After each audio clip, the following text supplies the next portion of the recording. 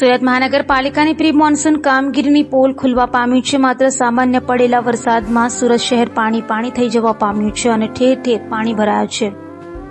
હાલ ચોમાસાની સિઝન શરૂ થઈ છે તેમ ગુરુવારે રાત્રે ધીમી ધારે વરસાદ સુરત શહેર સહિત દક્ષિણ ગુજરાતમાં પડવાનું શરૂ થવા પામ્યું છે। ત્યારે મોટી વાતો કરી માત્ર કામગીરીના પોતે જ વખાણ કરતું સુરત મહાનગરપાલિકાની પ્રી મોન્સૂન કામગીરી પોળ ખુલવા પામી છે। સામાન્ય પડેલા વરસાદને કારણે સુરત શહેરમાં ઠેર ઠેર પાણી ભરવાના દ્રશ્યો જોવા મળ્યા હતા। ત્યારે વાત કરી રહ્યા છીએ ઉત્તરાયણ પોલીસ સ્ટેશનની બહારની।